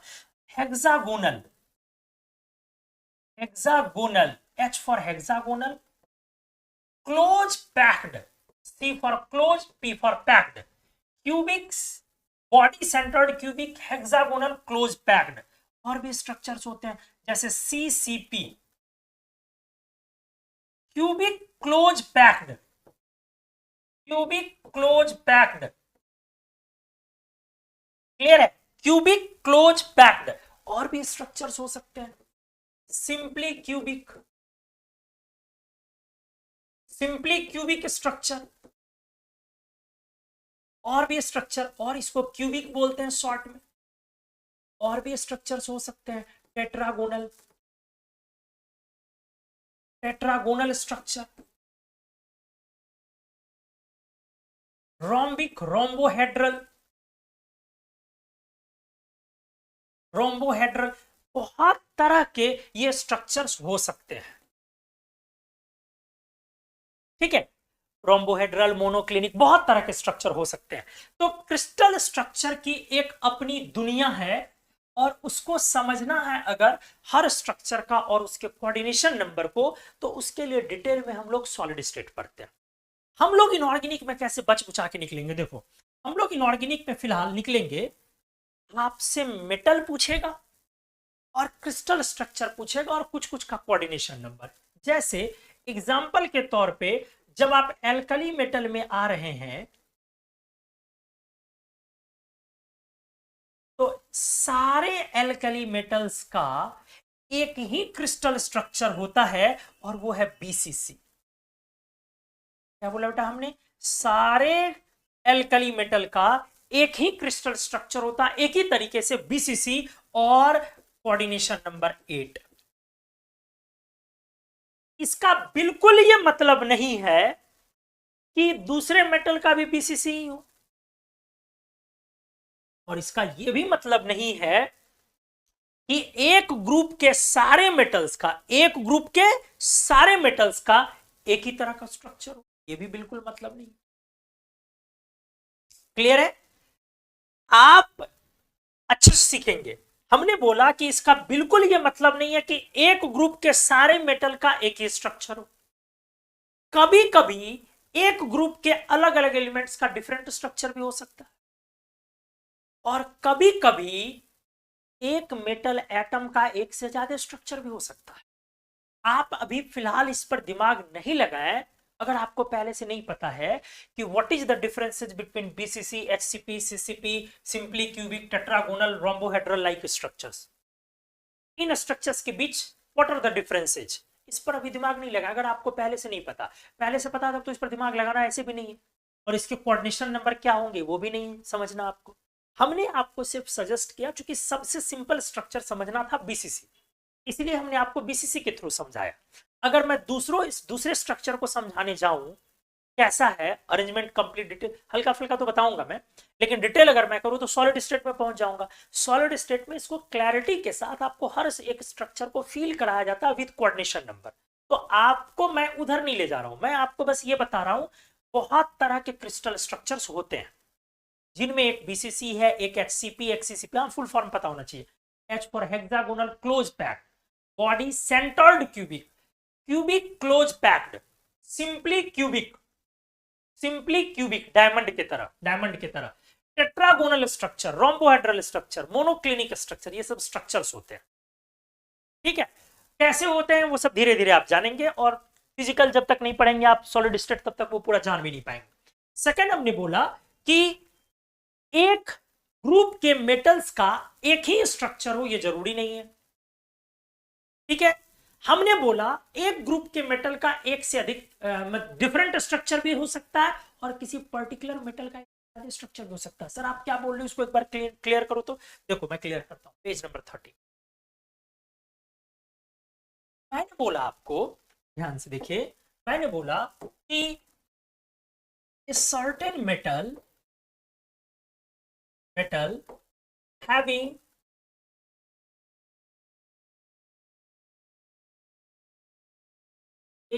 a specific metal may have more than one type of crystal structures या crystal forms। ऐसे लिखो ना बेटा, crystal forms ज्यादा बेटर। क्या बोला हमने, एक विशेष मेटल का, स्पेसिफिक मेटल का हो सकता है एक से ज्यादा crystal forms, that is allotropy in metals. Allotropy, allotropes बोलते हो ना, एलोट्रॉपी इन मेटल्स, लेकिन इसको एलोट्रॉप्स टर्म नहीं बोला जाता है, नहीं समझे। एलोट्रॉप वर्ड जो होता है ना बेटा, ये रिजर्व किया हुआ है नॉन मेटेलिक एलिमेंट्स के लिए। इसके लिए नॉन मेटेलिक, लेकिन लोग बोल देते हैं मेटल में भी।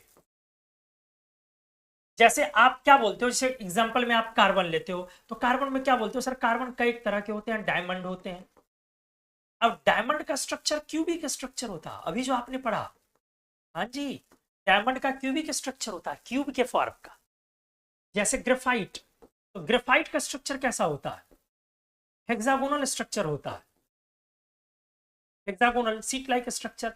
अब तो कार्बन के जैसे अलग अलग, तो आप इसको क्या बोलते हो, इन सबको फुलरेंस बोलते हो ना, कोक, कोल, बहुत सारी चीजें, आप इनको क्या बोलते हो, एलोट्रॉप्स। वही बात बेटा मैं बोल रहा हूं कि ये एलोट्रॉप वर्ड आप नॉन मेटल के लिए इस्तेमाल करें, कोई दिक्कत नहीं है। मेटल के लिए एलोट्रॉप्स नहीं बोलते, बोलते metals with different crystal structures, लेकिन बोल सकते हैं क्योंकि लोग चलते हैं, लोग चलाते हैं इस चीज को कि एलोट्रॉपी इन मेटल्स। लेकिन एग्जैक्टली बोलोगे बोलने मेरे को, तो मैं मना करूंगा कि मेटल के लिए एलोट्रॉप्स वर्ड नहीं इस्तेमाल करते। आगे आ जाओ ध्यान से। सर इसको एक्सप्लेन आप कर रहे थे, मैं कर रहा हूं explain. 2A, beryllium, magnesium, calcium, strontium, barium. अब जरा देखो, आपके बेरिलियम बेचारे का क्रिस्टल स्ट्रक्चर HCP, आपके मैग्नीशियम का भी क्रिस्टल स्ट्रक्चर HCP है, लेकिन आपके कैल्शियम के पास दो दो तरह के क्रिस्टल फॉर्म्स होते हैं, मतलब वो दो एलोट्रॉपी, एक बीसीसी भी होता है और एक सीसीपी भी होता है। क्लियर हुआ, एक बीसीसी भी होता है और एक सीसीपी भी होता है। स्ट्रोंशियम तो हद है, 3 होता है, बीसीसी भी, HCP भी और सीसीपी भी। जी हाँ दोस्तों, 3 फॉर्म, और बैरियम का बीसीसी। क्लियर है, तो आपने क्या देखा, एक मेटल का एक से ज्यादा क्रिस्टल फॉर्म्स भी हो सकता है। अब जैसे ग्रेफाइट के बहुत सारे एलोट्रॉप्स हो सकते हैं कार्बन के, लेकिन फिर भी पढ़ते हो ना, ध्यान से देखो, फिर भी पढ़ते हो बेटा, क्या मोस्ट स्टेबल एलोट्रॉप कौन है, तो पता होगा। मोस्ट स्टेबल एलोट्रॉप कार्बन में क्या बोलते हो, डायमंड, फुलरीन, क्या बोलते हो सर, ग्रेफाइट को बोलते हैं अपन। वैसे ही एक से ज्यादा क्रिस्टल स्ट्रक्चर्स फॉर्म्स हो सकते हैं, लेकिन उनमें से कोई एक होगा जो मोस्ट स्टेबल होगा। इसका ये फॉर्म मोस्ट स्टेबल फॉर्म है, और वही इसका common form, common crystal structure वही हुआ। वही इसका बेटा क्या हुआ सर, कॉमन क्रिस्टल स्ट्रक्चर। इसका भी ये है, ये most stable form, most stable crystal form. मतलब एक बोलना हो तो यही बोल। तो हमने आपको सिखाया कि एक स्पेसिफिक, एक विशेष मेटल का एक से ज्यादा तरह का क्रिस्टल फॉर्म हो सकता है। मतलब मेटल में भी एलोट्रॉपी हो सकती है, जिस तरीके से नॉन मेटल में एलोट्रॉपी होती है, ठीक है। और हमने एक 2A लिखा, तो आप एस ब्लॉक देख रहे थे। आप जब इस क्रिस्टल स्ट्रक्चर को अलग अलग ब्लॉक में करेंगे, तो आपको कभी एस ब्लॉक में, कभी पी ब्लॉक, कभी डी ब्लॉक में, मतलब आप P block, S block, D block deal करेंगे, कभी 11, कभी 12, 11, 12। तो आपको आज के इस पार्ट में मैं यहां पे ड्रॉप कर रहा हूं, यहां मैं रोक रहा हूं लेक्चर को, लेकिन आपसे मैं जानना चाहूंगा, क्या मेरे ये इतने देर तक गला फाड़ने का कुछ आपको फायदा हुआ? आपने चीजों को अच्छे से समझा? मैं एक बार पेज को शुरू से दिखा भी रहा हूं, और आपको हर पेज को, और आपको स्क्रीनशॉट लेने के लिए मैं साथ में बोल रहा हूं। आ जाइए, मैं पेज नंबर 1 से एक बार उठा रहा हूं आज के लेक्चर को। पेज नंबर 1 में हमने सिर्फ ये लिखा है कि मेटेलिक बॉन्डिंग, रिलेटेड प्रॉपर्टी जिससे ये सब चीजें हैं, MP, BP, sublimation, density, structure, hardness वगैरह वगैरह। मेटेलिक बॉन्डिंग एक बॉन्डिंग है, केमिकल बॉन्डिंग। बॉन्डिंग जैसे आयोनिक बॉन्ड होता है, बॉन्डिंग जैसे कोवेलेंट बॉन्ड होता है, बॉन्डिंग जैसे हाइड्रोजन बॉन्ड वेंडरवाल फोर्स है, उसी तरह से मेटेलिक बॉन्डिंग। हमने बोला, आप स्क्रीनशॉट भी पैरेलल में लेते जाए, हमने बोला कि बॉन्डिंग अगर एलिमेंटल, मेटेलिक बॉन्डिंग चूंकि मेटल में है एलिमेंटल स्टेट में, इसलिए एलिमेंटल स्टेट में पहुंचता है। Bonding in elemental states of elements, अलग अलग एलिमेंट्स के एलिमेंटल स्टेट्स में, नॉन मेटल और मेटल। हमने बोला नॉन मेटल में ढेर सारे एग्जांपल ले लो, मेटल में ढेर सारे, और समझना क्या है कि एटम्स हेल्ड है किस फोर्स के थ्रू। तो हमने समझाया कि अलग अलग एटम्स में अलग अलग फोर्सेस काम करते हैं। आप स्क्रीनशॉट भी लेते जाए पैरेलल में। हमने समझाया कि कोवेलेंट बॉन्ड भी काम करता है, ठीक है, और कभी कभी वेंडरवाल फोर्स भी काम करता है। कोवेलेंट बॉन्ड को तो एटम को जानना पड़ेगा कि उसका एलिमेंटल फॉर्म कैसा होता है। जैसे सिलिकॉन है, तो सिलिकॉन का एलिमेंटल फॉर्म में, आप स्क्रीनशॉट भी लेते जाए पैरेलल में, सिलिकॉन के एलिमेंटल फॉर्म में एटम्स कोवेलेंट बॉन्ड से फैला हुआ है, ठीक है। सल्फर में भी कोवेलेंट है, लेकिन वो फैला हुआ नहीं इन्फिनाइट लेंथ पर। तो सिलिकॉन और बोरॉन वाला हमने दिखाया आपको इन्फिनाइट लेवल पर फैला हुआ। फिर हमने दिखाया आपको कि आप क्रिप्टॉन पे ले लो, वेंडरवाल फोर्स है बोरॉन में, कोवेलेंट बॉन्ड इन्फिनाइट लेवल पर। नॉन मेटल्स में हमने सबको क्लासिफाई कर दिया। नेक्स्ट पेज में आ जाओ, हमने दिखाया कि इस तरह से नॉन मेटेलिक एलिमेंट्स में एटम्स बॉन्डेड है कोवेलेंट बॉन्ड से, या नहीं तो वेंडरवाल फोर्स, ठीक है। अब मेटेलिक बॉन्ड में जो बॉन्ड है उसको हम लोग बोलते हैं, मेटल एटम्स के बीच जो बॉन्ड उसको बोलते हैं मेटेलिक बॉन्ड। मेटेलिक बॉन्ड मतलब bonding in metals explained by 3 models, electron sea model, valence bond theory, band theory, ठीक है। ये दोनों out of discussion, out of scope है। तो इलेक्ट्रॉन सी मॉडल स्क्रीनशॉट लेते हुए आप चले। अब इलेक्ट्रॉन सी मॉडल में हमने बोला कि मेटल एटम के पास लूजली बॉन्डेड वैलेंस इलेक्ट्रॉन होते हैं, क्योंकि उनका साइज बड़ा होता है, क्योंकि वो लेफ्ट और डाउन है। बड़ा साइज और लो आयनाइजेशन एनर्जी के कारण इनका वैलेंस इलेक्ट्रॉन लूज है। चारों तरफ वैलेंस इलेक्ट्रॉन को, चारों तरफ के एटम के न्यूक्लियस उस पर प्रभाव डाल के उसको निकाल लेंगे बाहर। जैसे हम लोग कोकोनट, नारियल के ऊपर से उसके छिलके को हटा लेते हैं, पील ऑफ करते हैं, तो वो अंदर का पार्ट अब पॉजिटिवली चार्ज हो गया पार्शियली, और फ्री इलेक्ट्रॉन बन गया। वो वैलेंस इलेक्ट्रॉन आवारागर्दी कर रहा है, इधर उधर इधर उधर भाग रहा है वो, ठीक है। वो फिक्स नहीं है, अब वो रैंडम मोशन में, अब वो लैटिस के प्रभाव में, अब वो पॉजिटिव चार्ज वाले के प्रभाव में, वो फिक्स नहीं है। वो अब कहां से कहां जाएगा कुछ नहीं कहा जा सकता, ठीक है। तो इसको हमने बोला मेटेलिक लैटिस, ये होगा फ्री इलेक्ट्रॉन। स्क्रीनशॉट अगले पेज में आता है। हमने बोला कि इस तरह से मेटल एटम्स को हमने 2 पार्ट में तोड़ दिया, एक मेटेलिक लैटिस और एक फ्री इलेक्ट्रॉन। इसी फ्री इलेक्ट्रॉन को पकड़ने के लिए, बांधने के लिए कूलम्बिक एफर्ट जो लगता है, यहां से एक आयोनिक बॉन्ड का कैरेक्टर होता है, टिपिकल आयोनिक बॉन्ड का कैरेक्टर वहां डेवलप होता है। ये प्योर आयोनिक बॉन्ड नहीं है, क्योंकि ना तो कैटायन है ना एनायन है, टिपिकल। फिर हमने बोला अगले पेज में कि अब इसी फ्री इलेक्ट्रॉन को बांधने के लिए जब लैटिस क्लोज आते हैं, तो उनका ऑर्बिटल स्पेस में ओवरलैप, आप स्क्रीनशॉट भी लेते चले, उनका ऑर्बिटल पैरेलल में साथ में ओवरलैप कर गया और फ्री इलेक्ट्रॉन का इसमें आना जाना लगा हुआ है। फ्री इलेक्ट्रॉन का आना जाना लगा हुआ, कुल मिलाकर के इससे एक कोवेलेंट बॉन्ड का कैरेक्टर डेवलप होगा इस बीच में टिपिकल। तो थोड़ा आयोनिक बॉन्ड का भी टिपिकल कैरेक्टर, थोड़ा कोवेलेंट बॉन्ड का भी, overall this is called metallic bonding. Screenshot लेते चले। अगले पेज में हमने आपको समझाया इस तरह से, इसमें इलेक्ट्रॉन का वेव हमने दिखाया, कोवेलेंट का, partial ionic bond character, partial covalent bond character. हमने बोला कि मेटेलिक लैटिसेज इस तरीके से फिक्स है और वो इलेक्ट्रॉन के सी में तैरता हुआ दिखेगा आपको, तो आपको इलेक्ट्रॉन सी मॉडल। स्क्रीनशॉट आप लेते चले।